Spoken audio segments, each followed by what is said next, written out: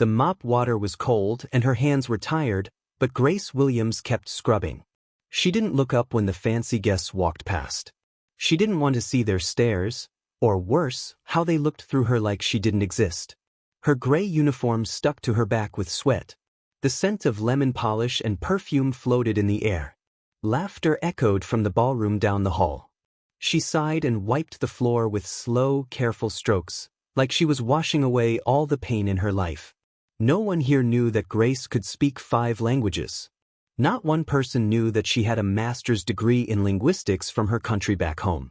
Not one single soul knew that she had written papers, taught students, and dreamed big dreams.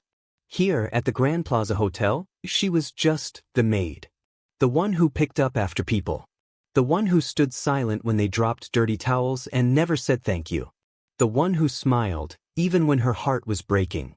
Every day, she hoped someone would see her. Every day, she told herself, maybe today will be different. But it never was. Until that Tuesday morning. It started like every other day. She clocked in early, tied her hair in a neat bun, and grabbed her cart full of cleaning supplies. The manager, Mr. Richards, gave her the usual nod without even saying her name. Room 804. And don't take all day, he said, his eyes already on someone else. Grace nodded and pushed her cart to the elevator. The buttons glowed like tiny stars, but they didn't light a path for her. She rode up in silence, like a ghost. When she reached the 8th floor, she pulled out her key card and opened the room. Pillows on the floor. Used glasses on the table. A big mess. She sighed and got to work. She was wiping the bathroom sink when her old, cracked phone buzzed in her pocket. She froze. Phones weren't allowed during cleaning. But something told her to check. She stepped into the hallway, her heart pounding. "Hello," she whispered. The voice on the other end was strong and warm. "Hola, Señorita Grace Williams. Felicitations. Ha sido aceptada para la beca de lingüística en la Universidad Global." Her heart stopped. They said yes. Her lips trembled. She replied in perfect Spanish. "Muchísimas gracias. Estoy muy agradecida. No puedo creerlo."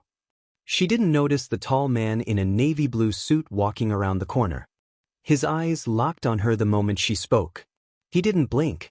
Richmond Walter, the owner of the Grand Plaza Hotel, had come to inspect the top floors himself. He wasn't supposed to be there that day, but something pulled him in. And now, standing quietly with a cup of black coffee in hand, he watched Grace speak with a fluency that stunned him. She didn't know she had an audience. She was smiling for the first time in months. Her voice was like music, confident, rich, alive. When she ended the call, she closed her eyes and pressed the phone to her chest. "Thank you, God," she whispered. "Thank you." Then she turned and froze. Richmond was still watching. He smiled gently. "You speak Spanish?" he asked. Grace's eyes widened. "Why, sir?" "And fluently, too," he said, impressed. That wasn't beginner Spanish. That was academic.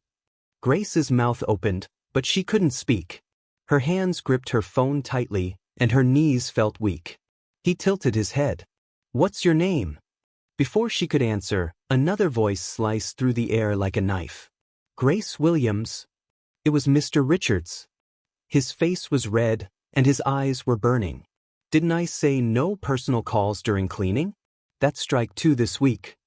I'm sorry, sir," Grace stammered. Richmond frowned. It was an important call. But Mr. Richards didn't seem to care who he was speaking in front of. "It doesn't matter. She's a maid. If she wants to take phone calls, she can do it on her own time." Grace lowered her eyes. Richmond said nothing more. He just gave Grace one last thoughtful look and walked away. That moment should have ended there. But it didn't. It was just the beginning. The next day, when Grace arrived at work, she found her schedule had changed. Her name was removed from her regular floor. Instead, she was sent to clean the outdoor event areas, harder, dirtier, and twice the distance to cover. When she saw the change, her heart sank. She knew why. Mr. Richards was punishing her. All for answering a call in Spanish. She didn't argue. She didn't cry. She just got to work. She pushed her cart down to the garden area, where the sun was already burning hot, and began wiping chairs, folding tablecloths, and picking up trash from a wedding the night before. Her fingers ached. Her back screamed. But she kept moving. Because Grace Williams was not a quitter. She had grown up in a small village where girls were told to dream small. But her mother had whispered stories at night about women who changed the world, women who spoke many tongues, who traveled, who taught, who led. Grace wanted to be like them. She still did. Even as sweat rolled down her face and ants crawled over her shoes, she whispered to herself, "Don't give up. Keep going. Someone will see you." But she didn't know that someone had already seen her. That night, Richmond Walter sat in his office, replaying the moment in his mind. He couldn't stop thinking about the maid who spoke fluent Spanish like a professor. He asked his assistant to find her file. It came back with one word, cleaner. No mention of her degrees. No notes on her background. Richmond frowned. Something felt wrong. The next morning, Grace was called to HR. Her hands trembled as she walked in. She thought they were going to fire her. Instead, she was told that Mr. Walter, the owner, wanted to see her. She almost fainted. Her heart raced as she rode the elevator to the top floor. She had never been up this high before. Everything looked golden and shiny, like it belonged to another world. When she entered the office, she saw him, calm, kind-eyed, and waiting. "Grace," he said, "please sit." She sat down slowly, her hands shaking. "I heard you speak Spanish the other day," he said. "I also had someone look into your background." Her stomach dropped. "I know you have a master's degree in linguistics," he said softly. "I know you applied several times for positions here and were turned down." Grace looked down. "Yes, sir." "Why didn't you mention your degree when you were hired?" "I did," she whispered. "But they told me I wasn't qualified. That I had no local experience." He nodded slowly. "Would you be interested in something else? Some more than cleaning?" Her eyes shot up. "I have a temporary position opening in international relations. The person we had quit last week. It's not permanent, but it would be a chance." Grace didn't speak for a full minute. Then she whispered, "Yes. Yes, I would." He smiled. "Good. You start Monday." When she walked out of that office, she felt like the ground had disappeared beneath her feet. She was flying, even though no one could see her wings. But deep inside, she knew this was only the start. The real test was still coming. Because not everyone would be happy about a maid stepping out of her place. And not everyone plays fair. The sun hadn't risen yet when Grace Williams arrived at the hotel. Her shoes were still worn from the outdoor work, and her back still hurt from lifting heavy tables the day before. But this morning felt different. Her hands trembled as she punched in her time card. She wasn't going to the cleaning section. Not today. For the first time since she started working at the Grand Plaza Hotel, Grace was stepping into a new world. She clutched the note from HR in her pocket like it was a golden ticket. She was supposed to report to the 10th floor. She had never been allowed up there without cleaning gear. Now, she was walking through those shiny hallways not as a maid, but as someone seen, someone invited. Her stomach felt like it was filled with fluttering birds. The door to the conference wing opened with a soft beep. Inside, the floors were polished so bright she could see her face in them. She looked nervous, but behind her fear was something else, hope. A tall woman with a sharp voice met her at the desk. Her name tag said, Patricia. She looked at Grace like she wasn't supposed to be there. "Can I help you?" she asked, already frowning. "I'm Grace Williams. Mr. Walter asked me to report here. I'm starting in international relations." The woman raised one eyebrow. "You?" Grace nodded, trying to stand tall. "Wait here," Patricia said, and disappeared through a glass door. Grace stood in silence. Her heart beat so loud she thought everyone could hear it. Then the door opened again. "Come in," Patricia said, her tone a little colder this time. Grace stepped into a meeting room with high windows and leather chairs. At the far end sat Richmond Walter, typing on his laptop. When he saw Grace, he stood up and smiled. "Good morning," he said. "Welcome, Grace. Have a seat." Grace sat down slowly, hands folded tightly in her lap. "Let me be honest," he said. "This role wasn't planned. But when I heard you speak Spanish the other day, and when I saw your background, I knew we were making a mistake. Grace blinked. Sir, I just want to do my best. I know, he said. And I'm going to give you the chance. You'll work on translation, guest support, and preparation for the International Hospitality Conference next week. You'll have access to files, documents, and language briefings. It's a lot, but I believe you can handle it. Grace nodded. Her voice came out small. Thank you, sir. I won't let you down. As she left the office, her knees nearly buckled. The air felt different. The hallway felt longer. Everything was changing so fast, and a part of her wanted to run back to the broom closet and hide. But another part of her, the stronger part, was ready. That afternoon, she was given a desk tucked between two large filing cabinets in a corner room. It wasn't much, but to her, it felt like a throne. The first file landed on her desk within an hour. It was a printed speech for the conference. The words were in English, Spanish, and French. She read the Spanish translation and nearly gasped. It was full of mistakes. Big mistakes. Some of the words were twisted, others didn't make sense. And a few phrases were so wrong they would have offended the guests from Spain and Mexico. She picked up a pen and began to fix them. Then came the French version. Another disaster. Whoever translated it didn't understand cultural tone. Grace knew that if this speech went out like this, the hotel would be mocked. She stayed late, quietly correcting every line. She wrote new versions in clear, respectful language, the way she had been taught during her years at university. She did it not for praise, but because she cared.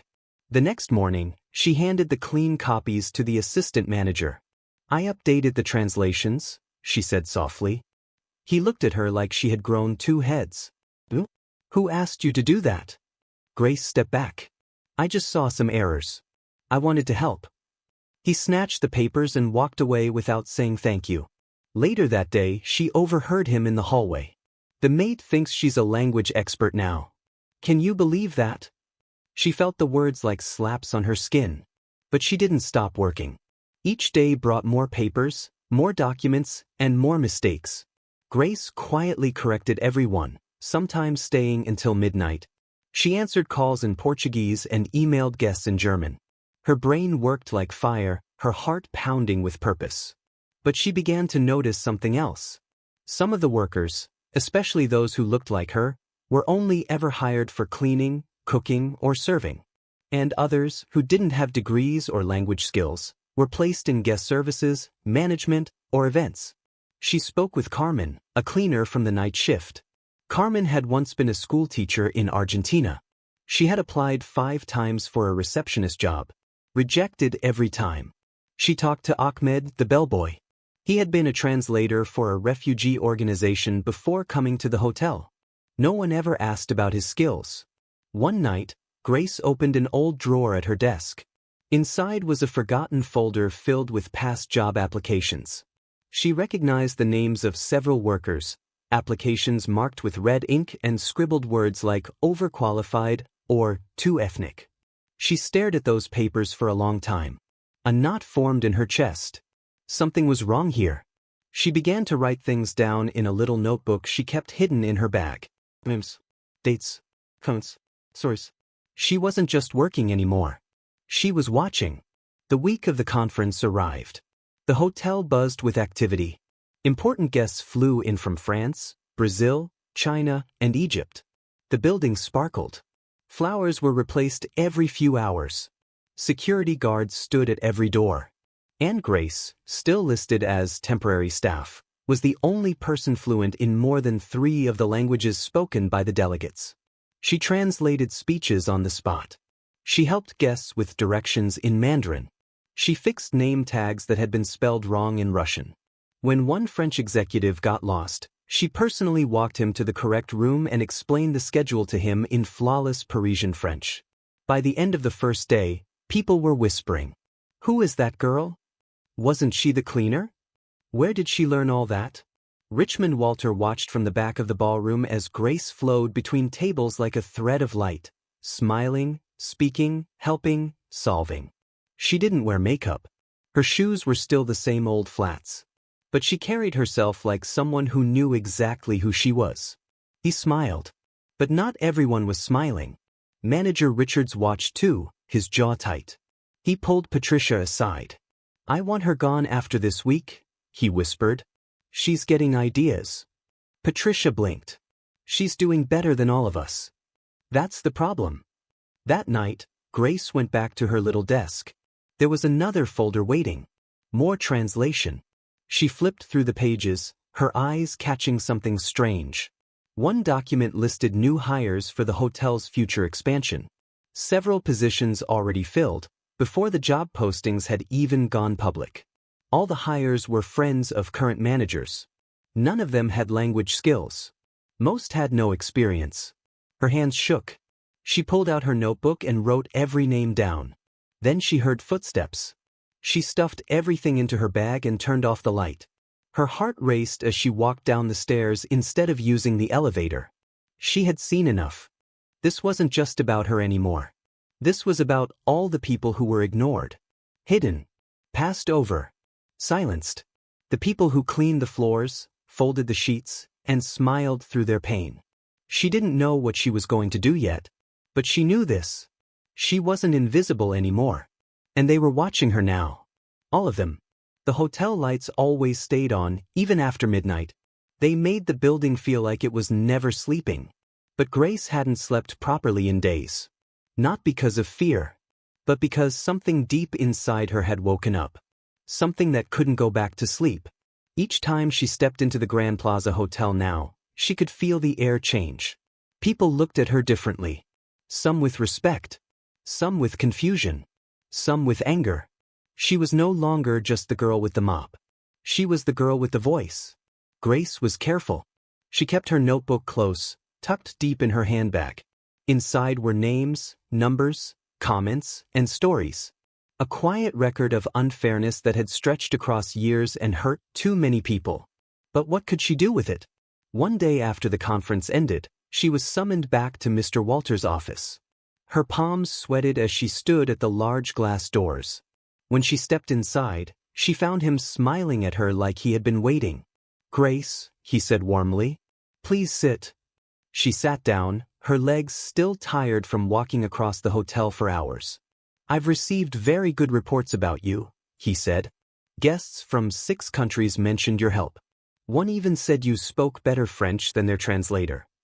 Grace smiled shyly. "I want to offer you a full-time position," he said. "International guest coordinator. A small team. Better pay. More access. What do you say?" Her heart almost jumped out of her chest. Yes, she said, trying not to cry. "Yes, I'd be honored."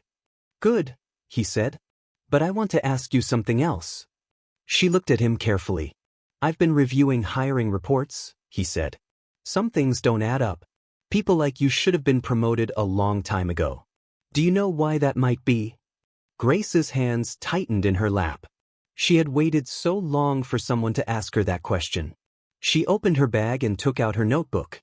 Slowly, she placed it on the desk. Mr. Walter raised his eyebrows. "What's this?" Grace looked into his eyes. "It's the truth," she said. He opened it and began to read. Page after page, quiet and serious. Names of qualified people passed over for jobs. Comments like, "Too ethnic, accent too strong, won't fit hotel image." Applications marked "no" before interviews even happened. When he closed the book, his face had changed. "How long have you been collecting this?" "Since I started working here," Grace said. "At first, I just wanted a better job. Then I started listening to others. It's not just me. It's Carmen. And many more." He sat back in his chair. This is deep," he said softly. "I don't want to cause trouble," Grace said. "I just want things to be fair. People deserve a chance." He nodded slowly. "I believe you. And I'll look into this. But I need time." "Thank you," Grace whispered. After she left, she stood in the hallway, her chest heavy with emotion. She didn't know if anything would change. But she had spoken the truth. That mattered. But not everyone was happy. The next morning, her key card didn't work. She tried it 3 times. A guard came up to her. Sorry, miss. You've been removed from the system. Grace's heart dropped. What? You need to go to HR. Her legs felt like jelly as she walked to the HR office. The woman at the desk looked surprised to see her. You've been reassigned, she said. Back to cleaning. No explanation given. Grace's mouth fell open. But Mr. Walter. He's out of town for 2 days, the woman said. This came from Manager Richards. Grace walked out of the office, stunned. Back to cleaning? After everything? She went to the staff locker room. Her old uniform was still hanging there. She stared at it like it was poison. Carmen saw her and rushed over. What happened? They took me off the floor, Grace whispered. I think Manager Richards found out. Carmen's face hardened. They're scared of you. I don't know what to do. That night, she stood alone in the empty ballroom. The lights were dim. The chairs stacked. Her tears came quietly. All that hard work, all that hope. Was it gone? Then a voice broke the silence. You're not alone. She turned. Ahmed stood by the doorway. Behind him, Carmen, Lucia, and 2 other workers stepped in. We know what you're doing, Lucia said. And we're with you. Ahmed handed her a flash drive. I recorded some of the interviews they rejected. Some of them were never even watched. Grace took it stunned. We can't let this happen again, Carmen said. You're the only one brave enough to speak. Grace wiped her eyes. I won't stop, she said. They can try to silence me. But I won't stop. They met in secret after work. In the storage room. In the laundry. In the parking garage. Slowly they built a case. Files. Screenshots. Emails. And stories. One day, a letter was slipped under Grace's locker. No one likes a loud maid. Quit while you can. She felt a chill in her spine. But she didn't stop. Mr. Walter returned 2 days later. As soon as he stepped into his office, Grace was waiting for him. He looked confused. What are you doing back in uniform? They reassigned me, she said. Right after I gave you the notebook. His face darkened. I didn't authorize that. There's more, she said, placing the flash drive and a thick folder on his desk. He opened it. Video clips. Audio. Written complaints. Interviews. Everything. He sat for hours going through it all.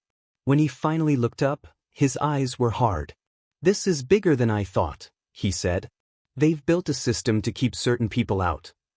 Grace nodded. And to lift others up who didn't earn it. He leaned forward. I need your help. We're going to change this hotel. From the inside. Grace's voice trembled. What do I need to do? Everything they never let you do, he said. You'll be in charge of reviewing hiring practices. You'll work with HR. You'll train new staff. And we'll make sure this place becomes what it says it is, fair, diverse, and excellent. Grace gasped. You mean you're promoting me? To Vice President of Diversity and International Relations, he said. Her hand flew to her mouth. She couldn't breathe. You earned this, he said. And more. She didn't cry then.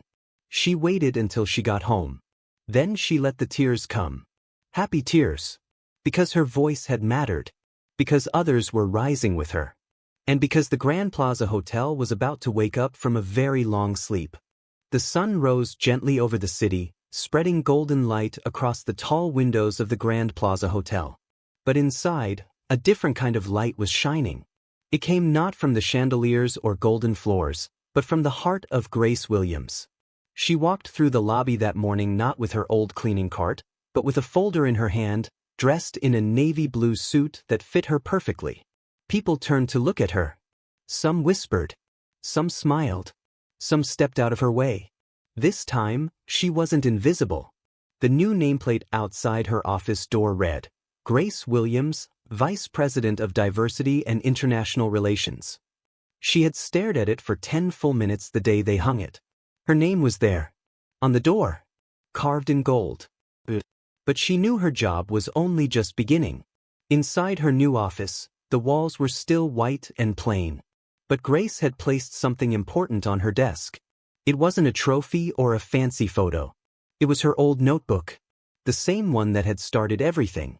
The same notebook she had clutched while scrubbing toilets, cleaning rooms, and getting ignored by people who looked right through her. She kept it there to remind herself why she had to keep going. Mr. Walter, now just Richmond to her, had given her full support. He even said, "Take the walls down and rebuild them if you have to. Just make it right." So she did. She began holding weekly meetings with employees from every department. Not just the managers, but the cleaners, the cooks, the night guards, and the laundry workers. She sat with them, listened to them, wrote down their stories, just like she once wished someone had done for her. One afternoon, a young woman named Aisha walked into her office with shaking hands. She had applied for a receptionist job 3 times and never heard back. When Grace asked her for her CV, she smiled. "It's perfect," Grace said. "You start next Monday." Aisha cried. Right there. Like someone had just handed her a brand new life. Grace helped change the way interviews were done. No more skipping applications because of names. No more judging people by their skin, accent, or background. She introduced blind interviews, where candidates were judged by skill alone first, not appearance. But not everyone was happy. Manager Richards had grown quiet after Grace's promotion, but now he walked with a cloud behind him. His usual smirk was gone. He avoided her eyes in meetings. And one day he stormed into her office with a folder. "This diversity work is slowing down hiring," he barked. "We're wasting time." Grace looked at him calmly. "We're not wasting time. We're building fairness. You're letting emotions run this place." "No," Grace said, standing. "I'm letting justice run this place." The door opened, and Richmond stepped in. He had heard the whole thing. He looked at Manager Richards coldly. "You're dismissed," he said. "Your time at this hotel is over." Manager Richards stood frozen. "You're firing me?" "We're correcting a mistake," Richmond said. "You've blocked talented people for too long. It ends now." Grace didn't smile. She just sat down and opened her laptop. There was more work to do. As the months passed, the hotel changed. Languages floated through the air: Spanish, French, Swahili, and Mandarin. The front desk sparkled with faces from around the world. Guests were greeted in their native tongues, and the staff walked taller, laughed louder, and felt seen. The Grand Plaza became known not just for luxury, but for its heart. And then came the day that made Grace cry again, but in a very different way. It was a sunny Thursday when Richmond called her into the big conference hall. She walked in and saw employees from every floor, every shift, all standing and clapping. Some held flowers. Others waved small flags from their home countries. On the stage, a banner read, "Thank you, Grace." She stood still, tears falling. Richmond took the microphone. "This woman changed our hotel. Not with power, not with money, but with courage, with kindness, with truth. She gave voice to the unheard. She fixed what we didn't want to see." The room roared with applause. Then Carmen stepped forward with a gift. It was a framed picture of Grace in her old uniform, mop in hand, but next to it was a photo of her now, in her suit, smiling with confidence. At the bottom, it read, "From cleaner to champion." Grace couldn't stop crying. But they were the best tears she had ever cried. That night, she walked through the hotel alone. Not because she had to, just because she wanted to remember what it all felt like. The echo of her shoes on the marble. The way the chandeliers glowed. The rooms she had once cleaned now filled with music and light. She passed the very corner where she had taken that life-changing phone call in Spanish. She stopped there, closed her eyes, and whispered, "Thank you." Weeks later, she started a scholarship program under her name. Employees could apply to study while they worked. Children of staff got access to books, lessons, and dreams they'd never dared to imagine. Her first group of scholars included Aisha, Ahmed's niece, and Carmen's teenage son, who wanted to study hotel management. Grace stood at the opening ceremony and told them, "This hotel didn't believe in me once. But I believed in myself. And now I believe in you." And they did believe. Her story began to spread. First across the hotel chain. Then the city. Then other hotels began asking for her help. People called her a hero. But she didn't care about that. All she cared about was making sure no one ever felt as invisible as she once did. Every morning she still arrived early. Not because she had to, but because she loved to see the staff arrive. To greet them by name. To ask how their kids were doing. To hear different languages and laughter echo in the halls. And every night, she opened her notebook. Not to write complaints, but to write dreams. Because now they were coming true. Grace Williams, once a maid no one saw, had become a voice the world couldn't ignore. And she had only just begun. Thanks for watching. We hope Grace Williams' journey inspired you as much as it inspired us. Her story is a reminder that no matter how invisible you may feel, your light can still shine, your voice can still be heard, and your dreams are always worth fighting for. If this story touched your heart, don't forget to like, share, and subscribe for more powerful stories that uplift, challenge, and awaken the soul. Until next time, believe in your worth, speak your truth, and never let anyone dim your light. Echoes of real strength begin with just one voice.